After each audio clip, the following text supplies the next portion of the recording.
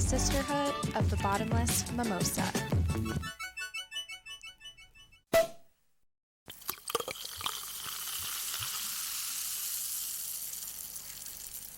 Well, hello there, everybody out in podcast world.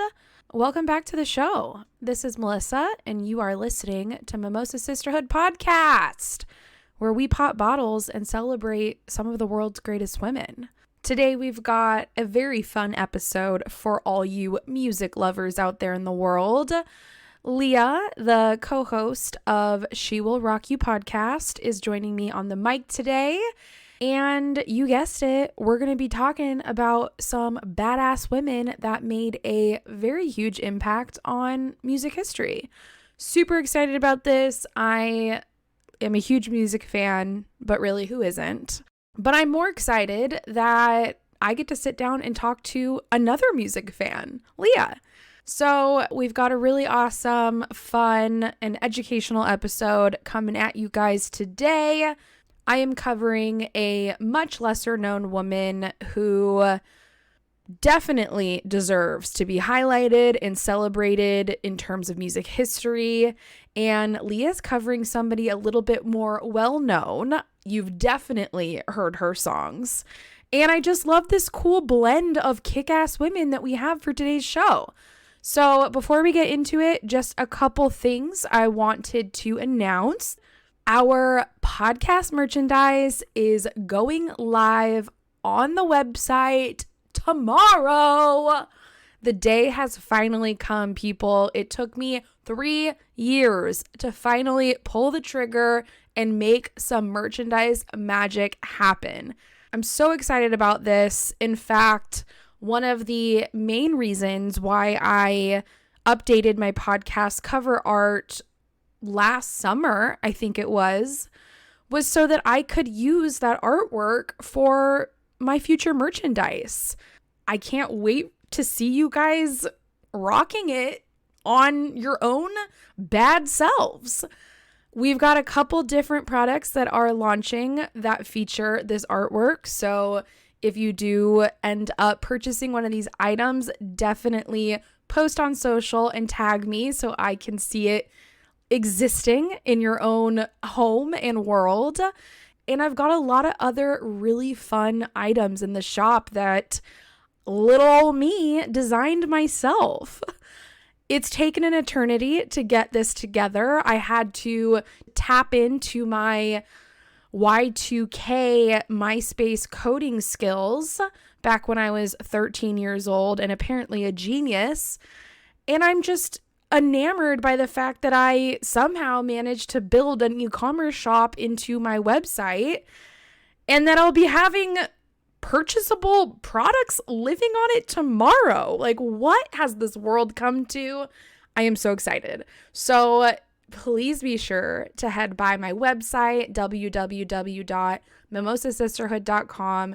Take a look at some of the cool shit that we've got up in the shop. And if you feel so inclined to purchase some Mimosa merch, by all means, have at it.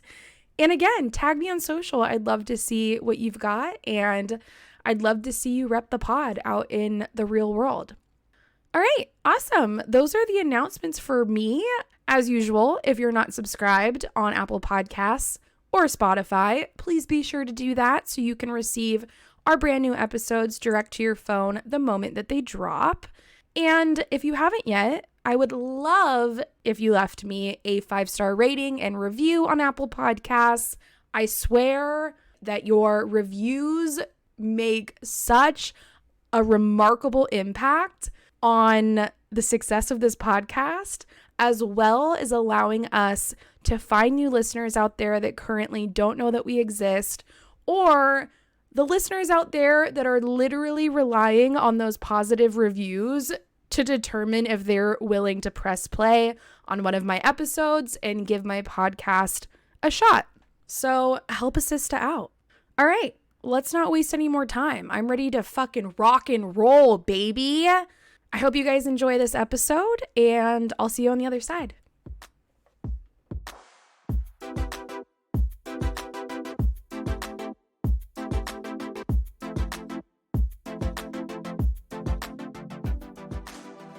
we're going to be doing a drum roll today because it's very on theme with the pod. Everybody say hello to Leah, the co-host of She Will Rock You podcast. Hi, Leah. Hello, everybody. Hello. Thank you for being here. Thanks for having me. I'm super excited. I am so excited. I actually recently just had somebody asked in the Q&A episode, like, how do you find guests for your show? And I'm like, I literally just like say hello to people on the internet. That's how you meet the best people. And then they're booked like that day.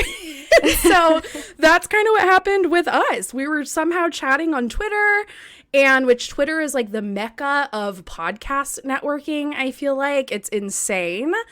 And yeah, the Twitter world brought me to you. I checked out your podcast, which I absolutely love because I am a huge music fan.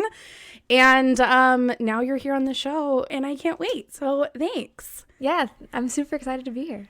Well, tell everybody about your podcast. So I co-host She Will Rock You. And the way I always describe it is we're two women having a rock podcast because we were tired of all the male-hosted rock podcasts. By guys who were like 20 years older than us. We're unique because we did not live in the era that most of these artists were famous. So we have kind of a fresh perspective. But we also tell the story of just other iconic female musicians. They don't necessarily have to be in like the rock box. And we also interview some newer acts as well. So it's kind of like a mixed bag. We keep things interesting. You never know what we're going to post next. I love the interviews with real musicians today. Like that is so cool and like such an awesome way to just amplify and celebrate other musicians out there that a lot of people have maybe never heard of, while also just paying tribute to all the legends who have made this industry what it is. I mean, so many freaking icons out there. We have told stories about so many female musicians on the podcast, and I absolutely love music. I have been a fan since I was a kid. In addition to like my Britney Spears and Backstreet Boys NSYNC obsession, I was also listening to like Fleetwood Mac in the 7th grade and like REM and Journey. Grew up in like a huge music household. So I've been so stoked about your podcast because the only other music podcast that I was aware of was Disgraceland. Do you guys listen to that one? No, I haven't. I think I've listened to maybe one episode. I just couldn't get into it. Well, it's very like produced. Like it has a lot of that like narrating going on, and it's just very. It's not really like podcasty. I think of those kind of shows as more like audiobooky. Yeah. I found that the more like indie podcasters that I interact with, the less and less I like those really produced shows. Totally. Because they just don't feel as authentic anymore after listening to just two people talk. Totally.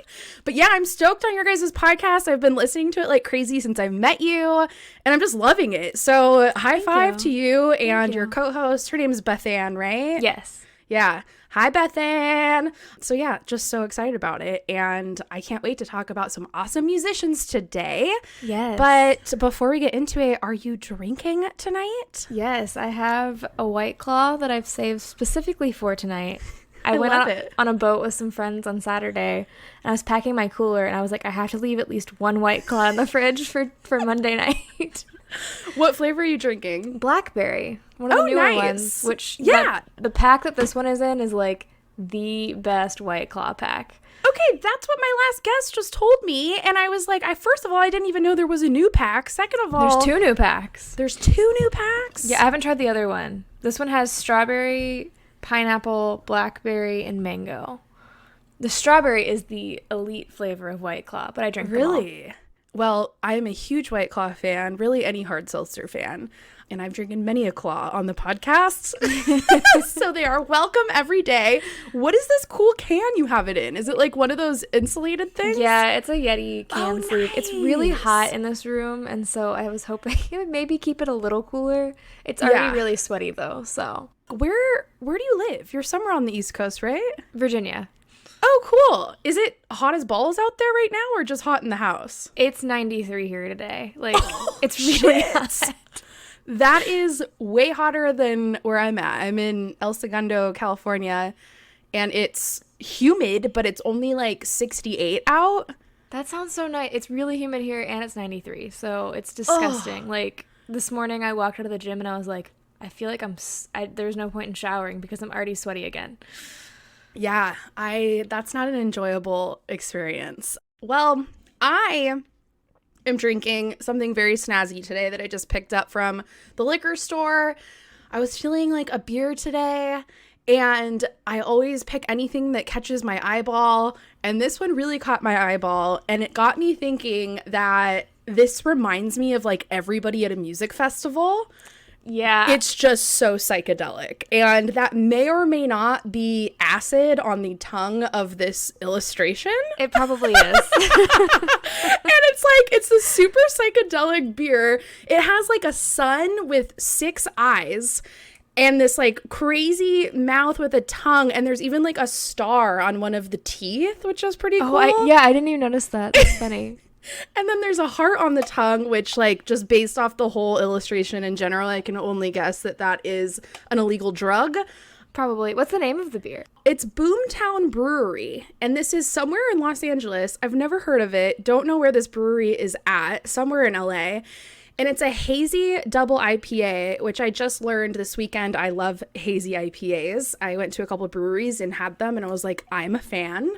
8.2 booze level, and really I'm just obsessed with this artwork, so had to go for it, and it just made me feel like it's very on brand with our rock theme for tonight's episode. It is. It's very much so, is. Yeah, I might be a little buzzed by the end of this, but that's the point. Yeah. It's a good episode when you're buzzed at the end. Oh, yeah. I'm a much better storyteller when I've had a drink. Me too. It's been a while since we've drank on our show just because of, like, timing of doing it on weeknights. And we had vodka this last recording, and it was just, like, a much funnier experience. Yeah. It's just, like, it helps people. It really does. Just, like, one drink, though. Yeah. That's all I need. Oh, yeah. We can get a little bit too crazy. Okay, well, let's do this. I thought I would kick off today's show because I have a music legend that's more historical. Wait, so first, I thought you gotta tell me about running into Pink. Oh my God! Yes! I forgot I wanted to talk to you about this. Okay. I've been waiting like all day for this story because it was just such an epic photo. I know, right? Okay, so I have like a great story. So I was in Mammoth, which is like a mountain town here in like Northern California area. And my boyfriend rides motocross, and he was in this race competition all weekend. So we went up there. It's like a whole freaking event. It's like basically like tailgating at a football game, but it's dirt bikes instead of footballs. And it's literally like the first day, and I'm sitting at our camp. So like it's like a camping kind of thing, but you're not sleeping overnight, but it's just like cars, pop-up tents, everybody's drinking, like it's a whole event. And so we have like 40 people in our group, and for whatever reason at this exact moment no one was at our campsite. Like people were just like off like running around doing whatever they were doing. And my boyfriend was sitting in his truck trying to just like rest because he's been up since 4 a.m. And so I'm just sitting alone on this chair, and I'm drinking. It's probably like 11 a.m. Cracked my first drink at like 10. So I've had like one seltzer at this point. Sitting there by myself, and this car like drives through, which already was strange because basically in order to have your car there, you had to show up at like 7 a.m. to like get a spot. And so now it was 11. So no cars were coming in, but this like car drove in. And they're parking like right in front of our camp. And the security, of course, comes running over. You can't park here, like going crazy. We're going to kick you out. And Pink opens up the door and walks out. And like, I didn't like, in a moment I was just like, wait, there's no way that's her. This must be another woman with short bleached hair that just looks like Pink. I was like, there's no way in hell that's Pink standing 1 foot away from me. And then the other doors opened up and her kids walked out. And I was like, oh my God, that's Pink. And I know what her kids look like because I'm a freak. And And like, now I totally know that this is Pink and her family and what the fuck. So I'm like just sitting there starstruck. And then once the security sees her, they're like, oh, Miss Pink, just kidding. You can park here. No big deal. Like, it's all good. Do whatever you want. It's fine. Yeah. And she's like, yeah, that's what I thought. Like, I didn't show up here today to get in an argument with security. So if you don't mind, like, adios. Like, leave me the fuck alone. And for those people that don't know and are wondering, like, why the fuck is Pink at a motocross competition in Mammoth? Her husband's a professional motocross guy. So anyway, all of a sudden it clicked. And I'm like, oh my God, Pink's here because her husband's here. And what the fuck? We're all here at this motocross thing in Mammoth. Like, of all places in the world, I'm running into Pink in the middle of the woods. Yeah, not like in LA. You're just at a campground. What are you talking about? So then I'm like thinking this whole time that she is like knows the people next door to us, which where her car was. And so I'm thinking like, oh my God, Pink's going to be like sitting in a chair next to me all day. Can't believe it. But she like goes into the race with her kids and I don't see her again. And like all day I'm like, where the fuck's Pink? And I like keep looking to see if she like came back to the tent area. She didn't. I'm like, she's gone forever. I don't know where she went. And then literally like 12 hours later, 7 o'clock at night, at this point, 10 hard seltzers deep. like it has been a day. And we're at like, they do like basically the ceremony of whoever placed gets a trophy. And Carey Hart is at the ceremonies because of course he placed. And so as we walk in, Pink's just hanging out in the freaking ceremony area, which there's only like 50 people there. And she's just standing there having cocktails and just like it's just a normal day. Like, nothing weird, nothing out of the norm. And I am literally having a heart attack. Like, I can't even breathe. I'm petrified. And I'm also tripping out because, one, I'm obsessed with her. I covered her on the podcast. We have the same birthday. I made jokes in the podcast about how we're birthday soul sisters and we both date guys on dirt bikes. And I'm like, we're basically best friends. And so I'm just like, I don't know. I've loved her my whole life since I was in like 8th grade. And anyway, I'm like, I'm not going to go disturb her. I don't want to be one of those jerks that approaches a celebrity at their family event and then the celebrity hates me and tells me I'm an asshole, you know, because I like jumped in on her like children time. So I'm like, I'm not going to do it. I'm not going to do it. But then, like, randomly people would go up and, like, ask for a photo, and she was totally cool about it. Like, didn't care. I still refused, and then my boyfriend's cousin was like, fuck you, we're getting you this picture. You've been talking about her for 14 hours straight. We're sick and tired of it. You're getting your damn picture. And so I, like, walked over there all drunk and nervous and got my picture, and all I could say was, Pink, you're my idol. Aww. Yeah. It was the only words I could get out of my mouth. And she was like, cool. And we got our picture and then she was just gone. And I'm like, that was the craziest thing. But then I went back to my camp. I had my podcast stickers in my wallet because I take them with me everywhere. Smart. I wrote a note on the back saying, Pink, this is my podcast. I covered you in episode 7. I love you. Like, check it out. And I put them under her windshield. Genius. But I don't know if she ever got them. I hope because she hasn't called me yet to thank me and tell me how much she loved the episode. But yeah, it was crazy. Like the 12-year-old Melissa was literally in my body in that moment, having a panic attack. Yeah, I would have no chill meeting someone of that like celebrity status. I've not met anyone that famous. I've met like much less famous people. Like, I met Drake Bell at a thing that didn't age well at all. But he's like maybe the first like last week it would have aged well. But yeah, he played a show randomly here in the middle of nowhere. But just like being in the same room as him, because a very small show, I was like, I can't go talk to him. Because you could afterwards. I was like, I can't. Yeah. I'm also just not one of those people that's like brash. Like, I just don't want to be a dick. Like, I don't like bothering people. I'm sorry to bother you with my existence, but I love you. Yeah. And so I felt super uncomfortable about it, but I'm now very grateful that my boyfriend's family forced me to do it because now I have that photo and it's an iconic photo. And also, like, 3 different Pink fan pages reposted it. Nice. which is hilarious. Like these like random fan pages, I'm like on their queue now. They're desperate for content because nothing is happening right now. Right? I know. But yeah, it was crazy. It was nuts. And I'm just going to hope I see her at every event. I mean, the for chances eternity. are high.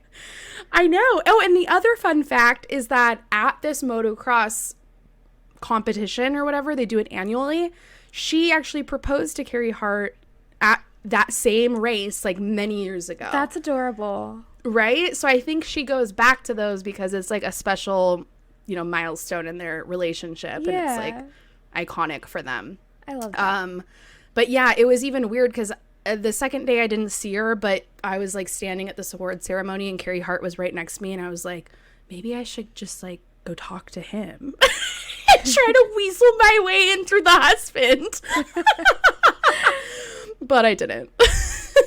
You still got it though. That's all that matters. Yeah, totally. And maybe I'll DM Pink this week and be like, so did you get my stickers? Yeah. Yeah. Shoot your shot. Right? I just got to keep doing it.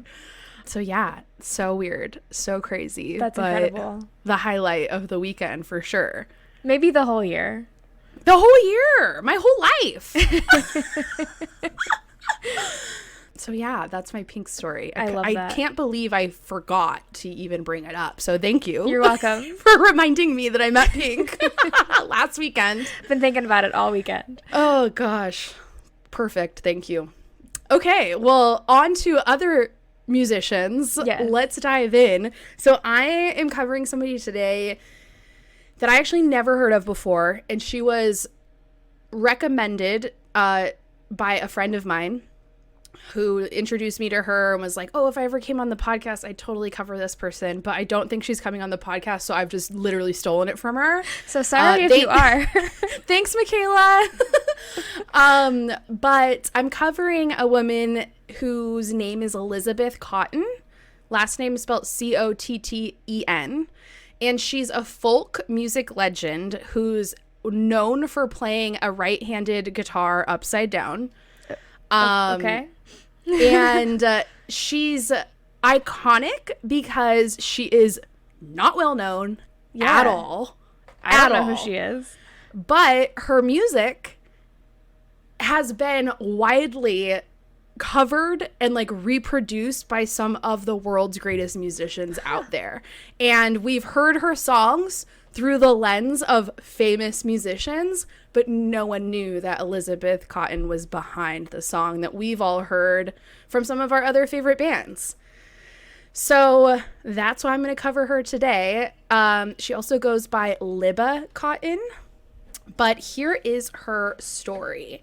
So she was born in 1893 near Chapel Hill, North Carolina, and she was the youngest of 5 children born into a musical family.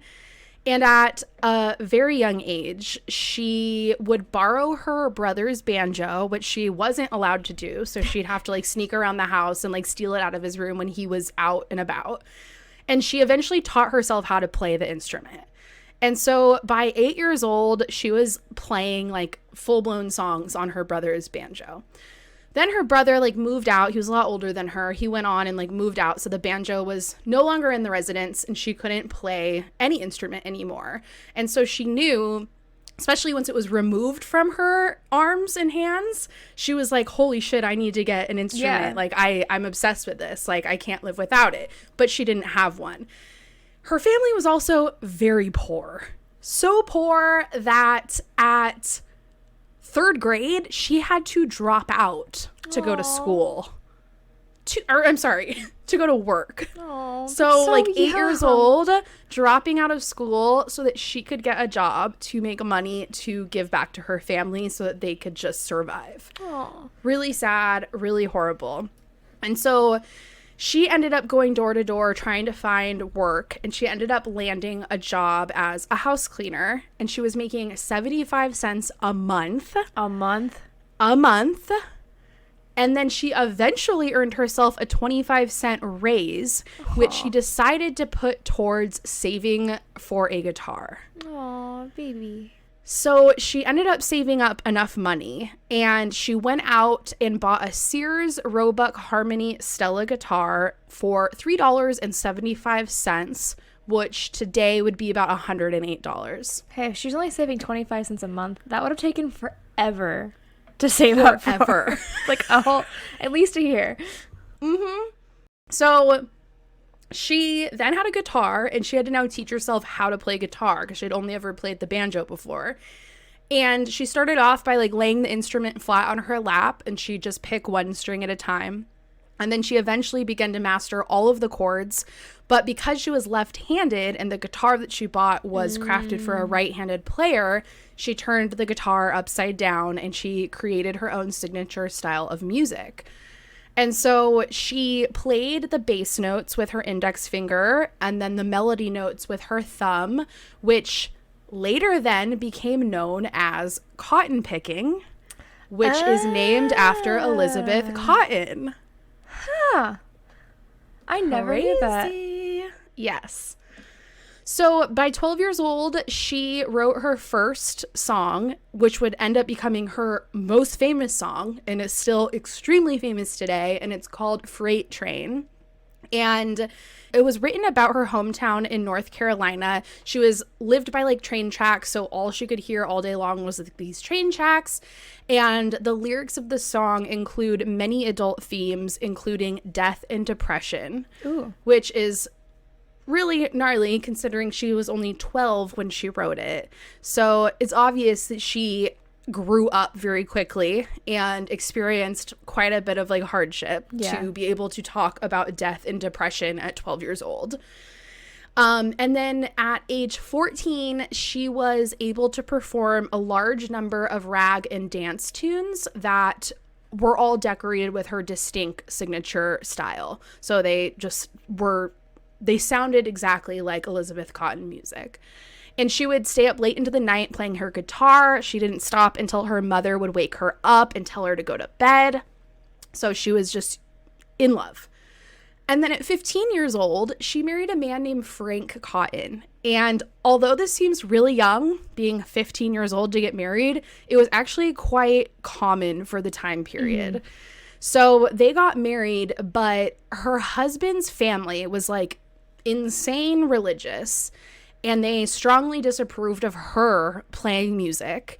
And the deacons of her new church that she's now attending after getting married, they also discouraged her from playing worldly, quote, worldly music, because for them, they said that that was, quote, for the devil. Of course it was. All good music is for the devil. Yes, of course. And so at first, it was like really hard for her to give up guitar because she has been obsessed with it her entire life. But at the same time, like she had this commitment to the church and she didn't want to let down her husband and her husband's new family and the church, which was like a massive community for them. So she agreed to put down the guitar and she didn't pick it up for almost 30 years. 30 years? Yes. So like, that basically tells you that this woman's musical career did not begin until way later in life. Yeah. Which she was ancient by 1930s standards. For real. And I love stories like that because I feel like there's always so much pressure, to like have the thing, accomplish the thing. Yeah. So young. And these kinds of stories really show that like actually it happens when it happens. There's no time limit on success. No. So yeah, basically, so we got 30 years to cover before we get into the meat and the potatoes. But her and Frank give birth to a daughter named Lily. They then left North Carolina and ended up moving to Washington, D.C.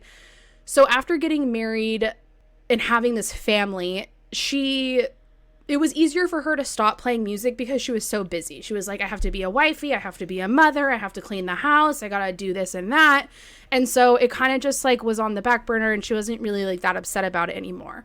But then when her daughter Lily grew up and got married, Elizabeth ended up divorcing her husband.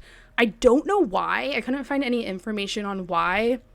And also, this is like the 1940s when she does this. So good for her. Really like out of the norm for her to divorce her husband in this time period. And also she was like in her mid-50s, so just not really normal, which is interesting. And then she moved in with her daughter and her daughter's family. And so then she spent the next several years of her life helping to raise her grandchildren. Aww. And then she went on to raise her grandchildren's children. Jeez. Yeah. That's too many children. I know. So like, again, she's old as shit now. Yeah. Yeah. So during this time, she was also still working as a house cleaner. She basically was a house cleaner her entire life. In fact, like some people have coined her the nickname as being the musical maid, but she actually ends up cleaning houses like her entire life, even after she's successful. So she's doing this still, and she's also working at a department store during the holiday season, selling dolls at like a kid's store. And it's just like what do they call them? Like a holiday only job. I don't remember what the term of knowledge is. Seasonal? Yes, seasonal. And so at this point, she's like, in her late 50s, almost 60 years old, and she's not with her husband anymore. And so she like decides to like pick up the guitar again. And she's just like playing casually at home. But her great grandson was quoted to say, quote, "I don't remember a single night she didn't play the guitar. I mean, sometimes I'd be too tired to go to school. She'd be playing till 3 or 4 in the morning. It was mesmerizing to me. Rather than putting me to sleep, it would keep me awake." Aww. Because he was just like, whoa, like, grandma, holy shit. You know? Where's she been keeping this my whole life? Yeah. So then one day, something absolutely miraculous happened. Like a literal moment of fate that would change her life forever and also kickstart her musical career. So one day while she was working at this department store, she like came across like a lost kid, like running around, like crying, like, "Where's my mommy?" And come to find out, the kid that she found was a child named Peggy Seeger, who was the daughter of a woman named Ruth Crawford Seeger, who is considered to be one of the most significant female composers of the 20th century and is part of a massively famous folk music family. So Elizabeth had no clue who these people were, but she's like, I gotta bring this kid back to her mom.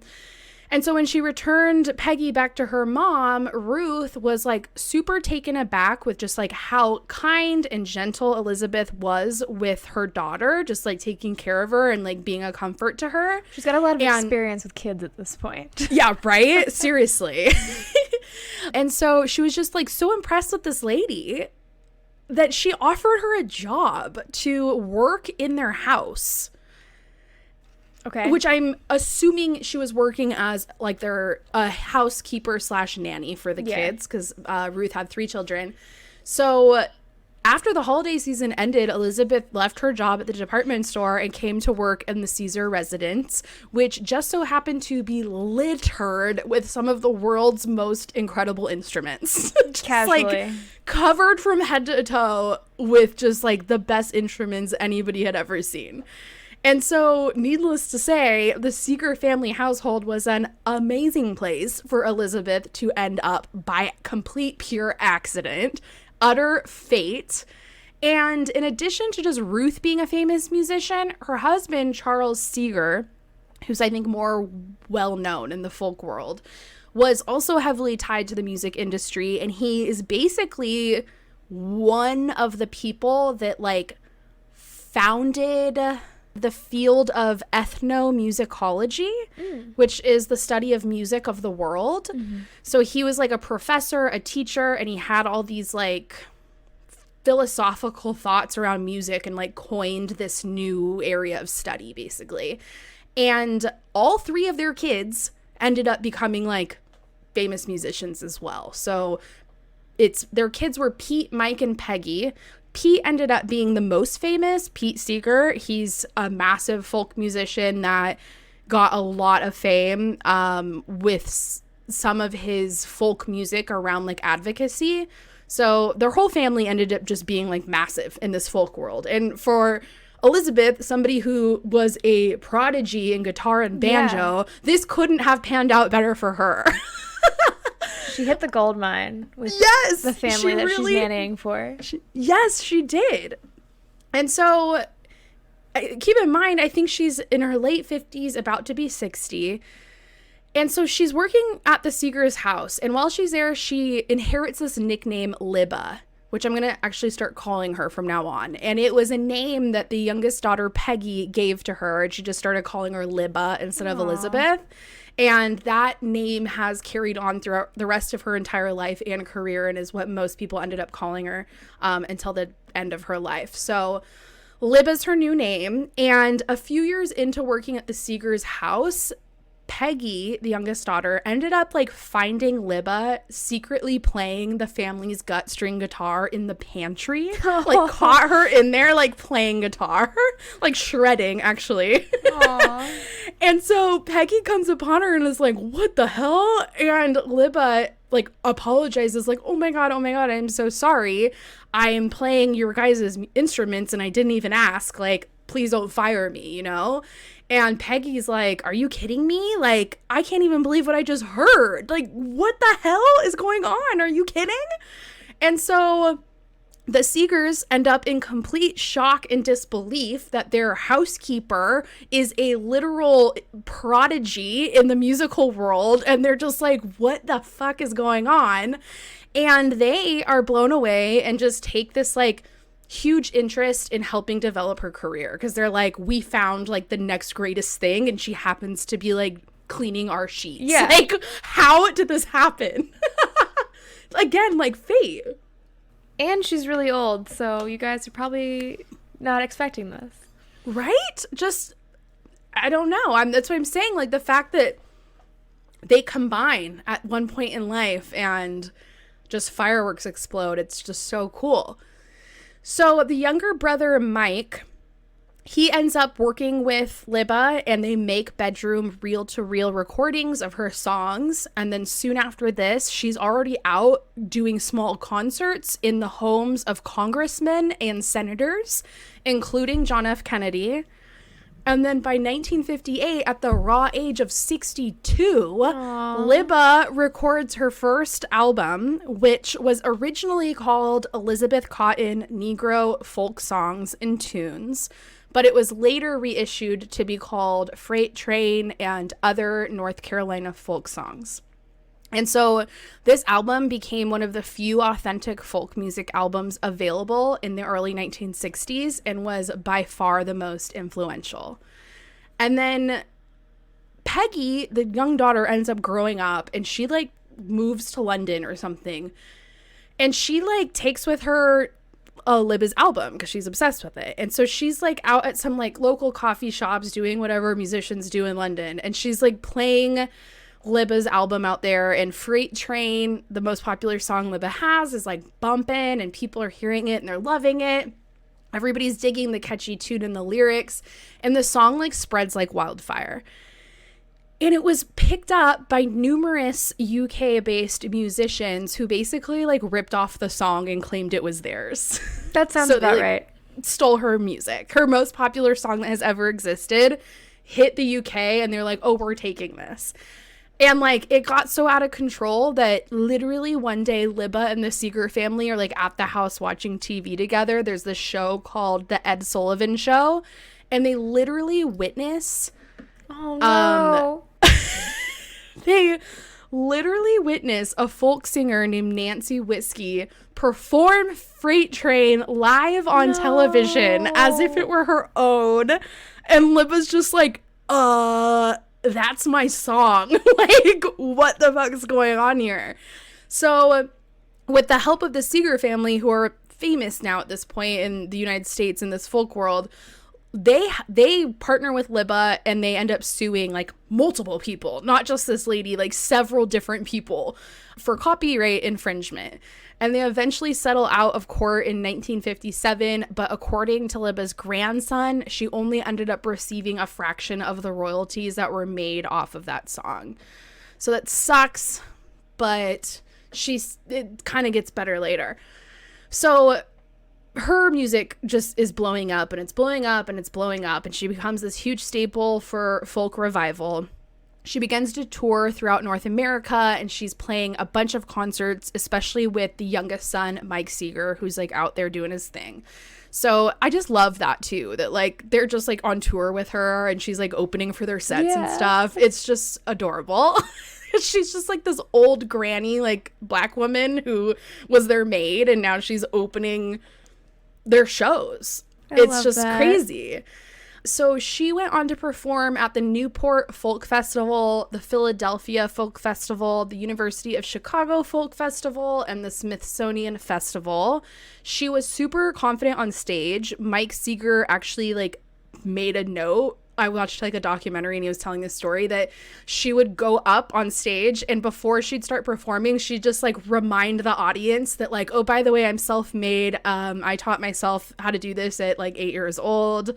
Like no one got me here. Like I mean, the Seegers helped out, but like as far as her talent's concerned, she'd never had any training or anything throughout her entire life. It's crazy. And so she was very proud of that about herself, as she should be. And the crowds loved her, and this like newfound interest in her music inspired her to write more songs. And then in 1967, she released a record that she created with her grandkids, which is absolutely adorable. And the album's called Shake Sugaree, which is also the name of like the #1 song on the album. And then with the profits from all of her tours and her concerts, she was able to move her daughter and all the grandchildren out of Washington, D.C. to Syracuse, New York, where she was able to buy like this big house for everybody. So nice.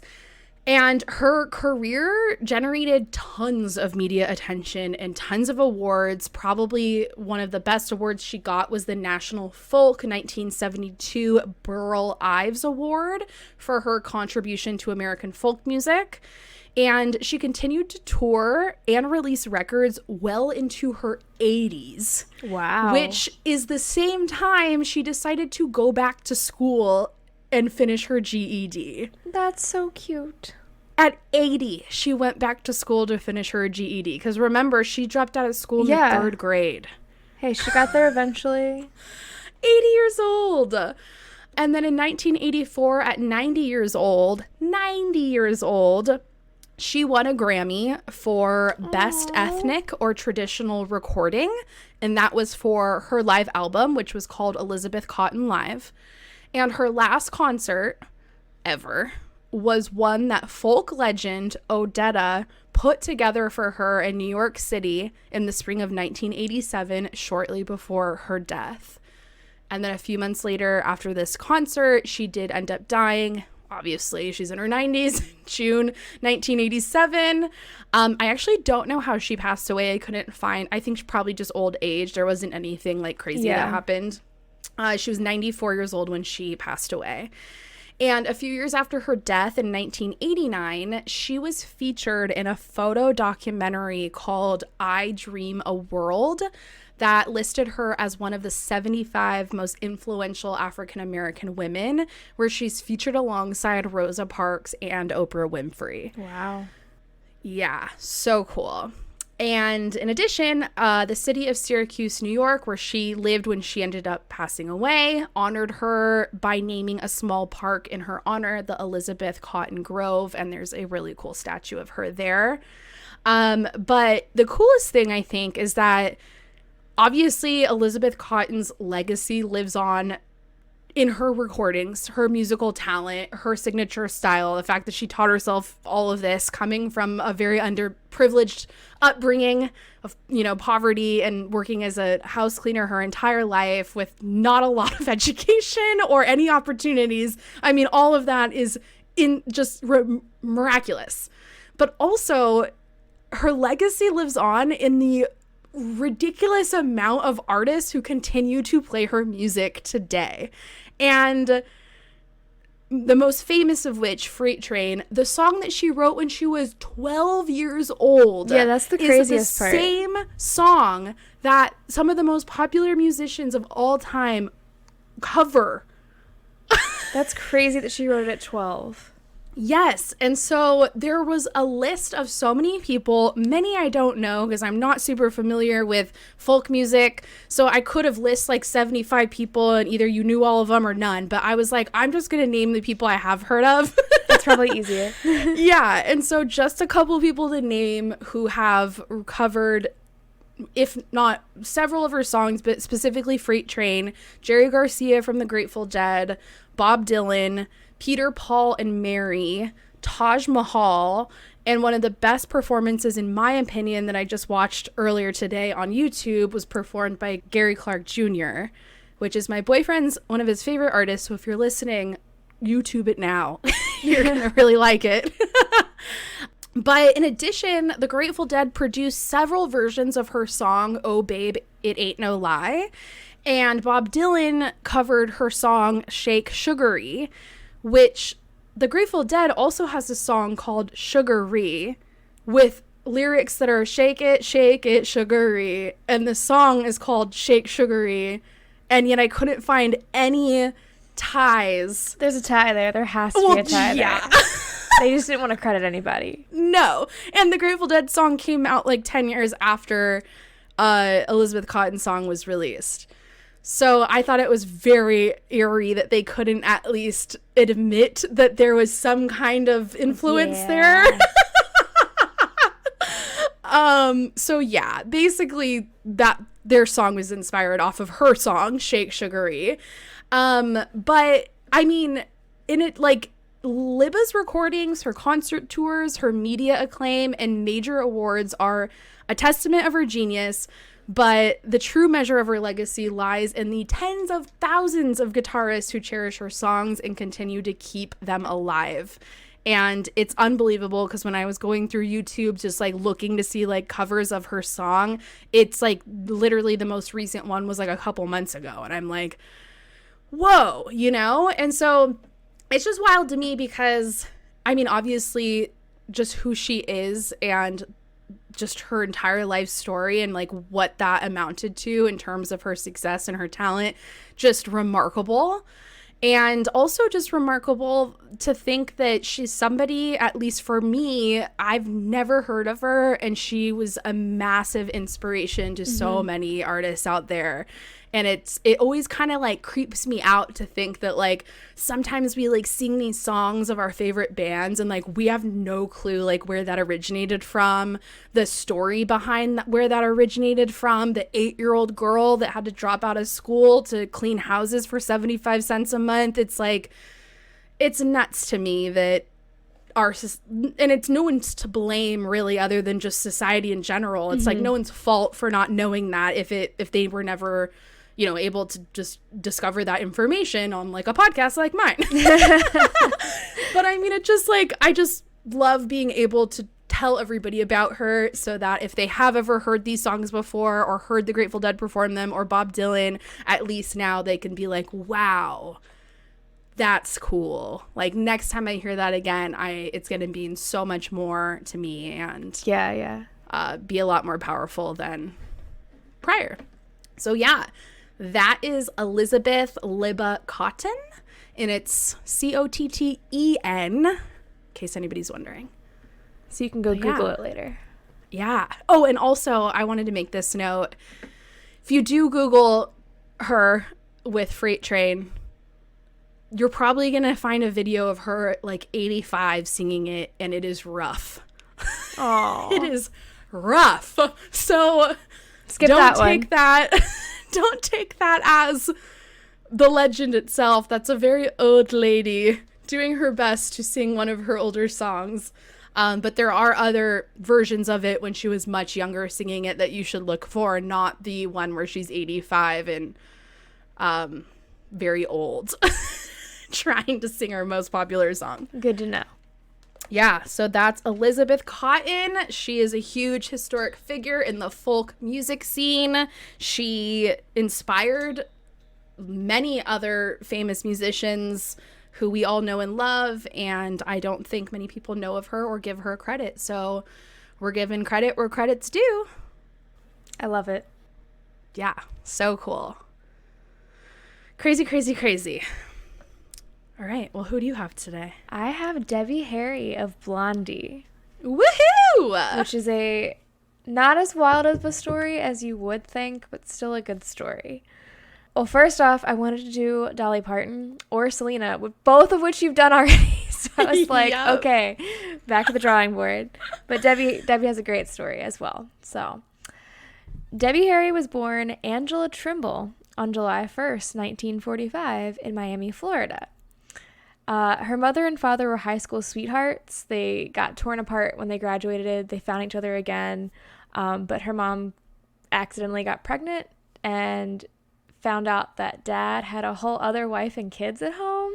Oh. So they put the baby up for adoption.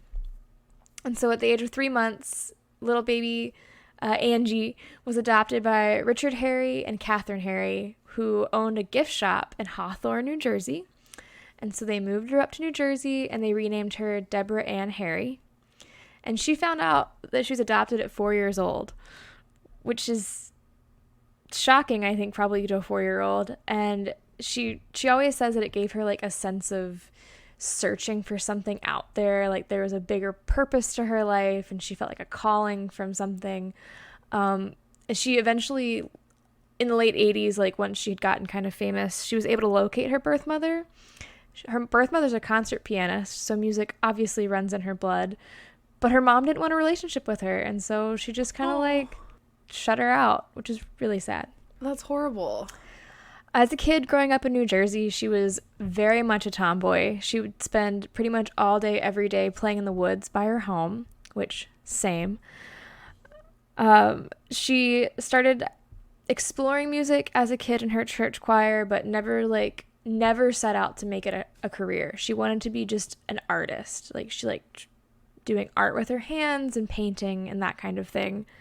And she was kind of rebellious. At the age of 13, she started bleaching her own hair, which I can't imagine. What age? 13. Oh, I used to do that. I could not have done it at 13. It would have been so bad. I bleached my friend's hair at 13 without having any knowledge of how to bleach hair, and I started at the roots, which is the number one rule of which you cannot do. Yeah. And it wasn't good. It was not good. I can imagine. It was damaged, and then she had to go back. Her dad got so pissed, drove us to Walgreens. She had to buy like a black dye and cover it up because her whole head turned orange. Oh, yeah. And it was like stretchy. Yeah, that's not good. I hope her hair recovered. It did eventually, years later. And she also started making her own clothes, like from scraps and just clothes that her parents bought her. She had a very distinct style. Also around the age of 13, when she started dyeing her hair blonde, she started having run-ins with older men catcalling her and flashing her. Wow. And so she was exposed to that world at a very young age. And by her teenage years in high school, she was very much known as like the sexual one in high school, which she had no problem with. She's like, I loved experimenting. I had a boyfriend. We didn't keep anything like secret, but she lived in such a small town and everyone knew her business and everyone judged her for it, that she was like, I have got to get out of this town. I'm not living in middle of nowhere, New Jersey, for the rest of my life. So she graduates high school in 1963, and she moves to New York City for a little while. She wants to kind of like learn the scene and see what's happening. She does some auditions, she waitresses. Things don't really work out that time in New York. She ends up having to move back home, where she gets into like a really abusive relationship with this man. I don't know his name. He's not important. No, we don't need to know his name. But one night he broke into her apartment and just like was hallucinating that there was another man there and put a gun to her head. And so she was like, that's it. I have to get out of here. I have to break up with him. And so she just leaves and goes to college in another town in New Jersey, where she gets an arts degree, like painting and stuff. She's still not doing music. So she's like 21, 22 at this time. So once she gets her degree, she moves back to New York City to become an artist, as everyone in New York City in the 60s was trying to do. Mm-hmm. And so she does like random jobs while she's playing with music, she's playing with art, she's just trying to like find herself in the city. She works, like I said, random jobs. She works in the BBC radio office for like a year. She works as a waitress, as a go-go dancer, and as a Playboy bunny. Nice. Very New York in the 70s. Very. But she loved doing these experimental jobs because she met a lot of people from a lot of different places, and they all felt like outsiders, like she had felt her entire life. And so she felt like she had found her tribe, and like it wasn't even the punk scene yet. It was just a bunch of random people in New York City. Yeah, just dancing around and doing weird shit and just probably like happy as a clam to even be there. Yeah, they're all just vibing. So in the late 60s, she joins a band called The Wind in the Willows, which is a folk rock band. They are not very good. And she admits that they were not very good, but she's like, they were there and they needed a backup singer and it gave me the experience I needed. So, you know, it was fine. But she didn't really feel like she stood out in this group because there were 8 total backup singers in this band. So you're not going to make much of an impression. No. She got kind of tired of melting into the background. Now, the music scene in New York at the time is like poppin'. I listened to an interview where she told a story of she just wandered into a bar one night and the Velvet Underground was playing and Andy Warhol was working lights. Like, that was just a normal Tuesday night in New York City in this time period. And so she wanders into a bar, she sees the New York Dolls perform, and she was like, that's what I want to do. I want to be the New York Dolls. And so she joins a band called the Stilettos with two women named Elda Gentile and Amanda Jones. And they needed a guitarist, so they added Chris Stein, who very quickly became her boyfriend, and they would date for like the next 20 years. Whoa. I feel like that's really surprising. Yeah, they had a pretty time. Stable relationship until like the late 80s. So good for them. And so that band doesn't really work out. It lasts like a hot second. And so Debbie and Chris leave and form a band called The Angel and the Snake, which is a dumb name. They realized it was a dumb name. Fun fact, one of their bandmates, Snooki Belomo, went on to found Manic Panic Hair Dye. A lot of hair dye in this story. So that the the Angel and the Snake didn't quite work out in that format. They shuffled some things around and they made Blondie, which the name Blondie came about. For a while, Debbie went back to her natural brown hair, but she's working at a salon at the time, and it was like a slow day, and some of her fellow hairdressers were like, we're bored. Can we dye your hair blonde? And so they were walking together as a band, and they got catcalled by some guys saying, hey, Blondie, why don't you come over here? And she was like, you know what? If people are going to call me that anyway, that's our band name. And so it stuck. $20 that guy came back years later asking for his money for the creation of the song, the band title. Probably. That sounds like something a guy who's catcalling would do. Right? I know. He's like, where's my cut? Mm-hmm. So they became really popular really, really fast at a bunch of the punk bars in New York City. They played in the New York Bowery scene. They became really popular at CBGB, which is where a lot of these punk new wave bands at the time got their start. And they this is hilarious to me because this is like 1975. They were known as the retro 60s sounding band, which to me, I feel like 15 years prior is not that retro. That's like a band now playing like 2005 music. They were called retro 60s? Yes. Huh. But it worked. They said that they aimed to make rock and roll that people could dance to again, because at the time everyone was kind of like standing on the walls, and they didn't like that. They wanted the crowd to be energetic and having fun, and so that was their mission.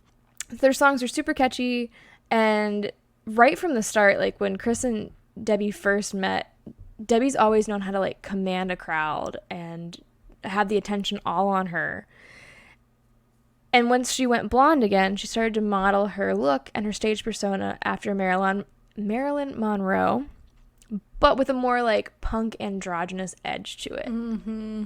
she would actually, I mean, they were broke because they were living in New York City in the 70s. So most of her clothes came from thrift stores that she would like customize and piece them together. And there's a really famous photo of her wearing this like zebra print mini dress. And it's actually a pillowcase she found in a dumpster and fashioned into a mini dress. Yeah. That's amazing. She was doing fashion on a budget, like a free budget. I hope she at least washed it. But I really either hope way. So. Pretty cool. And it worked out great for the band because she was very thrifty with making clothes and outfits. And Chris was pretty much a professional photographer at this point. So he would take these amazing pictures of Debbie, send them to these like independent zines, some of them like specialized in punk music, and got them some publicity, like pretty much for free because they didn't have to hire anybody. But the whole time they're doing this, they're just kind of doing it for fun. Like, they never planned on being a band for more than like a year or two, but the universe had other plans. Because in 1976, they start working on their debut album, and they released their first single, which they called Ex Offender. They wanted it to be called Sex Offender, but the label was like, no one is going to play that on the radio. Sex Offender. So they just cut a letter, and now it's Ex Offender. It's fine. And throughout their whole career, it starts pretty much from the beginning. The band is Blondie, but the label wants to push Debbie and not the rest of the band because she's pretty, she's blonde, they know that it'll sell. And so when they go to release the single, they like approved a promo shot of the whole band. And then they start seeing these posters around the city that's just Debbie, like all posed up against a wall in a see-through shirt that she did not approve. And she's like, I wasn't mad about it because like I know sex sells, but I want to be on my terms and not like some record executive calling the shots. So this is kind of like an ongoing battle between her and her record label pretty much forever. Unfortunately, it was the 70s, so she didn't really get very far. I think if she had been famous now, it would have been a lot different conversation. But we think. We hope. Maybe not. We hope. The lawyers may be a little bit better now. Yeah. And so also at the time, she's hanging out with Iggy Pop and David Bowie just super casually. They're like her best friends. And they're all just like trading secrets on how to command a crowd and work a room. And it's just the coolest time to be starting a band in history in New York City in the 70s. So they release their album Plastic Letters in 1978, and they very quickly became huge in the punk scene. I won't say that they're like super famous yet, but they do get big enough to where in 1979 they're featured on the cover of Rolling Stone. But because they do this, everyone thinks that Debbie's name is Blondie. So she actually gets into this phase of her life where she can't tell where she ends and Blondie begins, and it causes like kind of like a Miley Hannah situation where she's like, I don't know how to turn Blondie off anymore. And the media definitely didn't help. So they end up running a campaign where they would pass out buttons that said Blondie is a group to their fans. Props for the creative marketing. I know, I like that. So they're famous, but it's not until their third album, Parallel Lines, probably their most known album, which releases in 1978, that they become a worldwide hit. This is the album that includes Heart of Glass. And it's interesting that your artist wasn't famous until later in life, because at this point when they hit it big, Debbie's 31. Oh, really? Which is like really old for 80s pop star standards. Totally. Because she spent all her time like straight out of college just trying to figure out what she wanted to do. Yeah. That gives me hope. Yeah, me too. I'm like, I'm only 28. There's still time for me to be super famous, right? I am 31, so right around maybe next year. Yeah, there's still will time. Be my year. Hopefully it won't be 62. No. Like a Libby Cotten, but you know what? Even if it is, I'll be very grateful. Better late than never. Right? So like I mentioned, she was really good friends with Andy Warhol. Like, they're floating with the same scene. He was actually, I don't want to say fascinated with her, but he did a lot of works that featured her. He did one of his famous like pop art, the 4 colorful silk screens in different colors. He took a ton of Polaroids of her. There's like the negatives of them were in a Warhol museum. I can't think of the word, exhibition.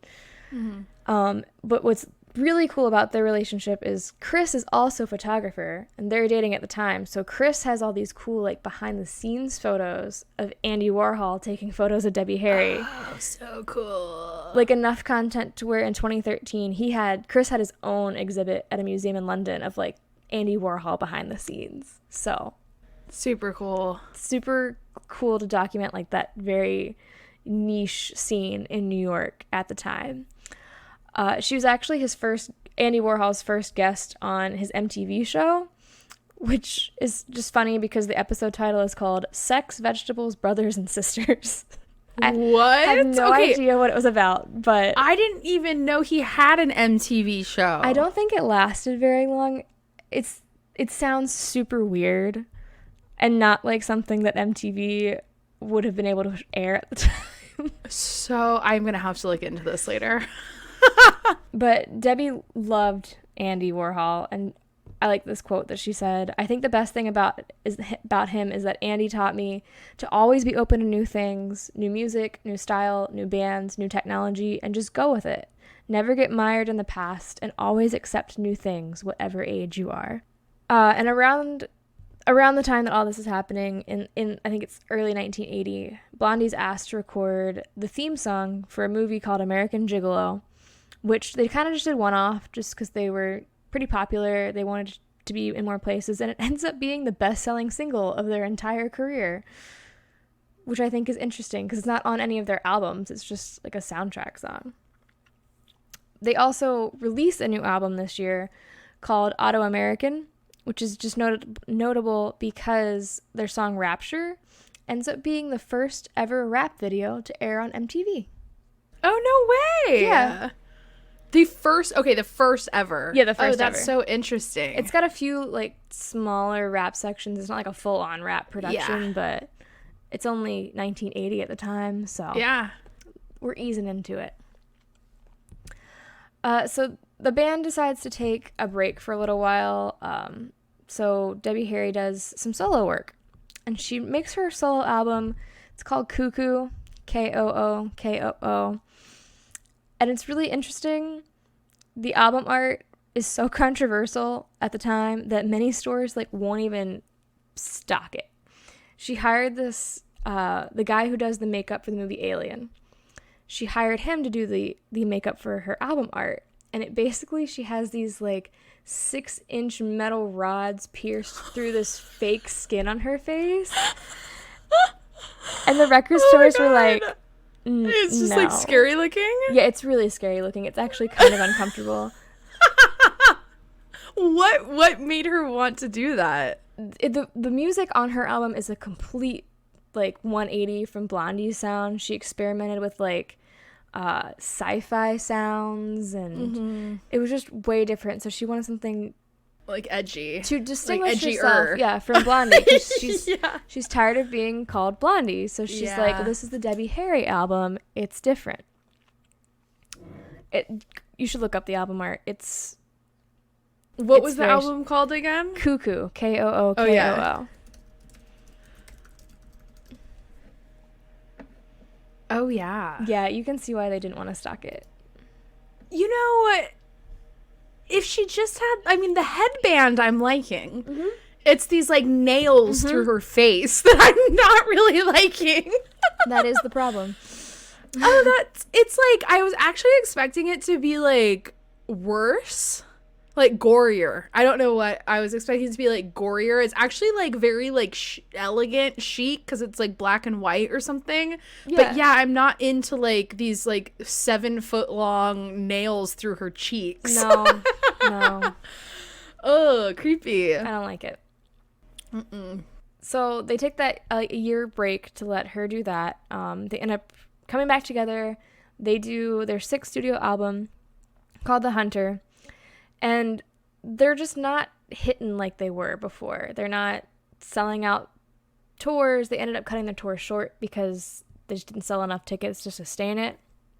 And they start to notice that Chris Stein is not doing so hot. He's losing a lot of weight.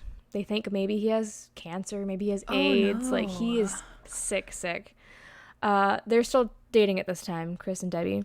And so he goes through all these tests. Turns out he has a super rare autoimmune disease called pemphigus, which causes blistering all over your skin, including the skin lining your throat. So, like, he couldn't eat. Oh, gosh. It was, like, painful to swallow? Yeah. Oh, God. Like, even liquid diets. So the band splits up. Debbie's taking care of Chris because they're still together. She loves him. She's trying to support him. But she's still trying to do some solo stuff, but it's really hard to balance, like, your crumbling band, your almost dying boyfriend, and your solo career. Yeah. But eventually he does get stable. He's still okay. He's still alive, thanks to, medicine advances. She ends up recording a second solo album called Rockbird. This one's not as controversial as the first one. And it actually has a somewhat successful single called French Kissing.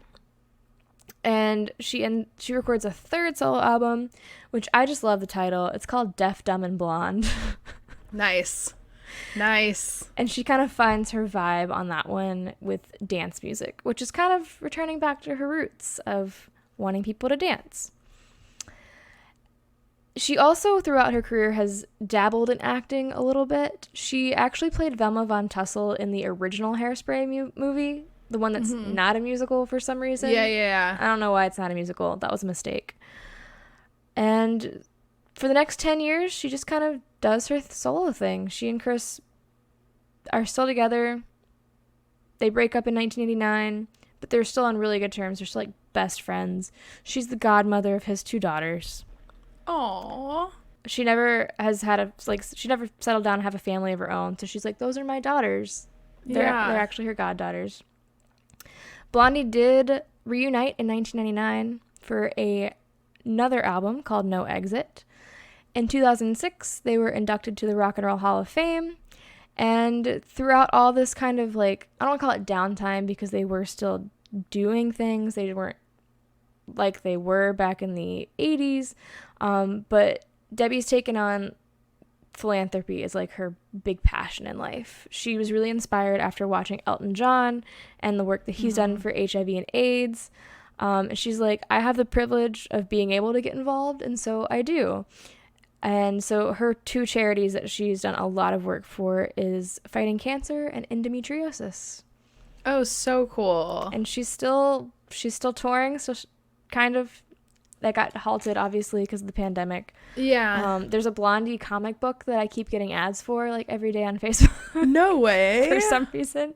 You Google Blondie once. Comic books. Those need to come back. I've noticed a lot of artists, I say a lot, it's probably like 3 that I follow, which is a lot, are doing comic books. Really? Yeah.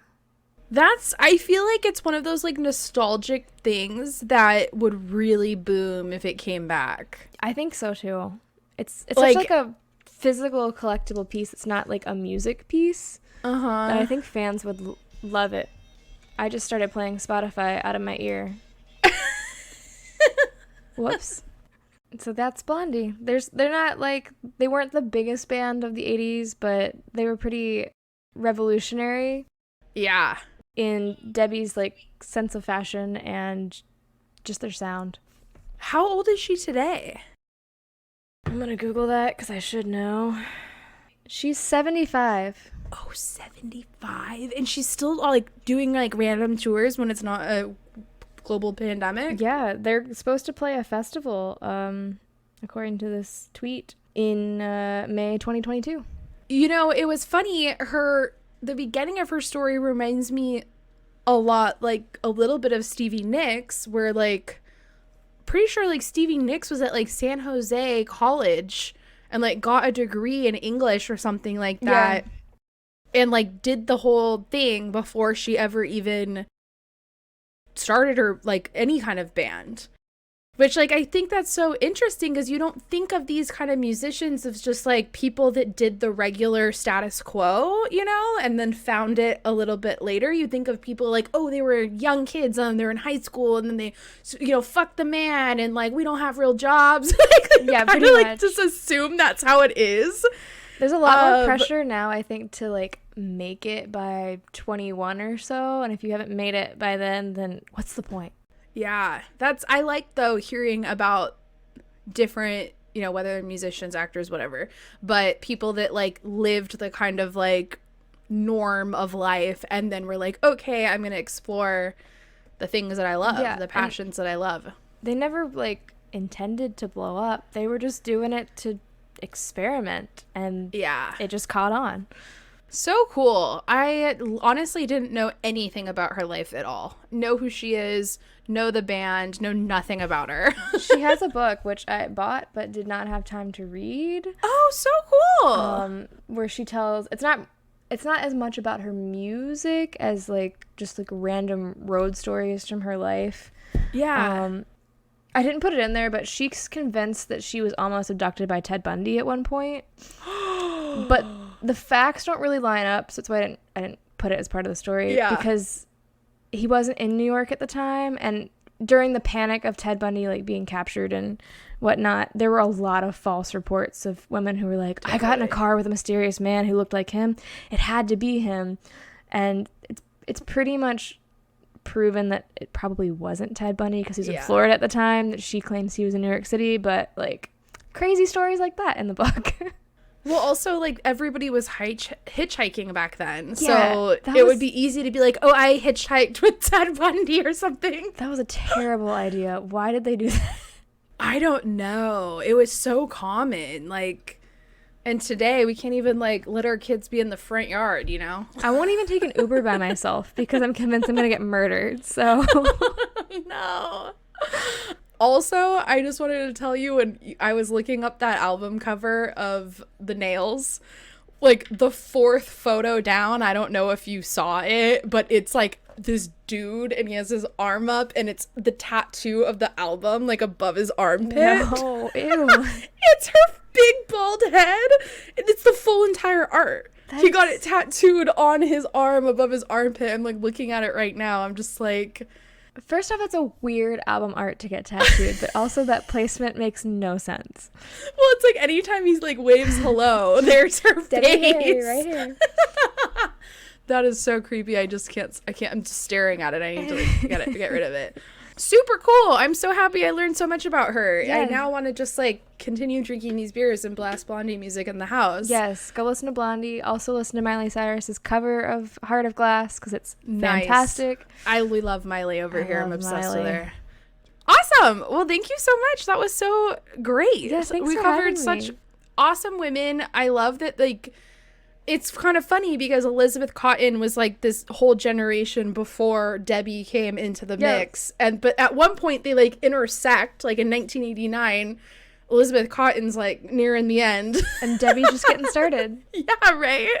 So cool. Also, just to like end on a quick note about your podcast, like, how often do you guys produce episodes? Like, are you on all the platforms? Like, how can people like stay in touch? You have a website? Don't you guys have a cool website? Yeah, we have a website that I built myself. Love it.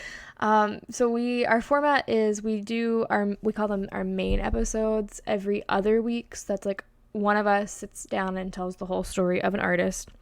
But then we try to fill in those bi-weeks with either artist interviews or bonus content. We have an episode coming out this week. We did a crossover with another podcast called Muses on 90s grunge girls. Nice. So we have some really awesome content planned for those in between weeks for the next like 2 months. So come check us out. You can find us if you go to SeegersElizabeth.com. Our socials are linked in the footers. You can find all of our show notes. Anything you need to know about our show, you can find on the website. So links to all of our feeds on all of the platforms. If you can listen to a podcast there, you can probably listen to our show there. Well, cool. Thank you so much. And yeah, everybody else, get your rock on. There's just so much good stuff out there. You guys have so many great episodes. Thank Keep you. it up. Good job. You guys are awesome. And thanks for coming on Mimosa Sisterhood today. Thanks for so having appreciate me. it. This is so much fun. Thank you guys so much for listening. I hope you enjoyed that awesome episode. And I hope you guys know that I think each and every one of you is a motherfucking rock star. Seriously though, I love you guys so much, and I'd love for you to be a part of this community more than just a listener.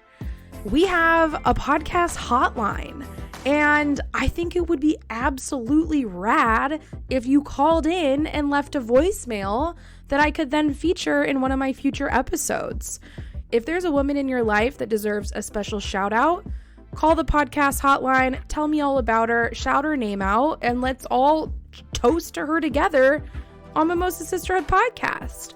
Or you can just call in, tell me your name, where you're calling from, how you found this podcast, maybe one of your favorite episodes, and just say hi. I really, really want to get to know each and every one of you, and I want you to be a part of this show with me. The phone number is 562-270-4914. That's 562-270-4914. And call me maybe. Okay? All right. Goodbye. Love you. See you next time.